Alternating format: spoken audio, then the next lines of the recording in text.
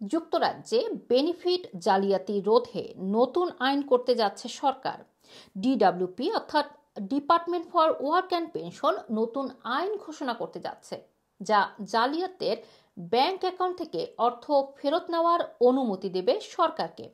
Department for work and pension ঘোষণা করেছে যে নতুন পরিকল্পিত ক্ষমতার মাধ্যমে সেই ব্যক্তিদের থেকে অর্থ ফেরত নেওয়া সম্ভব হবে যারা বেনিফিট নিয়ে জালিয়াতি করছেন বা পে সিস্টেমে অংশ নেন। Work and pension secretary Liz Kendall বলেছে, আসন্ন আইন নিশ্চিত করবে যারা কল্যাণমূলক ব্যবস্থার সাথে প্রতারণা করতে চায় তারা যেন তার ফল ভোগ করে।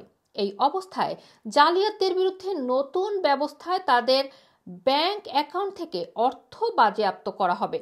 ডিডব্লিউপি ঘোষণা করেছে 3,18,000 মানুষ যারা গুরুত্বপূর্ণ ইউনিভার্সাল ক্রেডিটের নির্দেশ উপেক্ষা করছেন তাদের সুবিধা বন্ধ করে দেওয়া হয়েছে।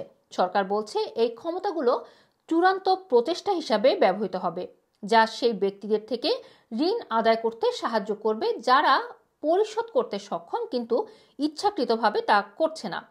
ডিডব্লিউপি আশ্বাস দিয়েছে যে সুরক্ষামূলক ব্যবস্থা যে কর্মীদের তত্ত্বাবধানে থাকবে তাদের যথাযথ প্রশিক্ষণ দেওয়া হবে। লিজ কেন্ডাল বলেছে, এই সরকার বেনিফিট ব্যবস্থায় প্রতারণা এবং অপচয় সহ্য করবে না। তাছাড়া বেনিফিট সিস্টেমকে 21 শতকের জন্য উপযোগী করে গড়ে তোলার জন্য পরিকল্পনা বাস্তবায়ন করা হবে।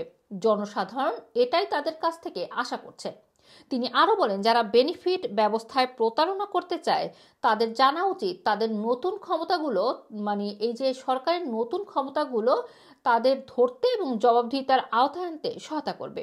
এছাড়াও সুবিধাভোগীদের ওভার পেমেন্ট কমানোর জন্য নতুন ক্ষমতা প্রবর্তনের পরিকল্পনাও রয়েছে, যাতে দেশের পরিশ্রমী পরিবারগুলো তাদের অর্থ সুরক্ষিত মনে করে। ডিডব্লিউপি নতুন পদক্ষেপের কারণে যুক্তরাজ্যে পেনশনভোগীদের জন্য গুরুতর ক্ষতির ঝুঁকি সৃষ্টি করতে পারে বলে মত দিয়েছেন বিশেষজ্ঞরা।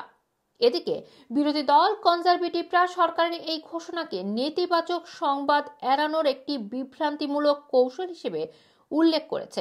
Shadow work and pension secretary Helen Whiteley বলেছে, চ্যান্সেলর এখন স্পষ্টতই নিজেদের বাঁচাতে যে কোনো পথ খুঁজতে মরিয়া, কারণ তাকে গত বছরে তার ধ্বংসাত্মক বাজেটের কারণে সৃষ্ট ক্ষতি মেরামত করতে হবে। রোমানা রাখি, রানা টিভি, লন্ডন।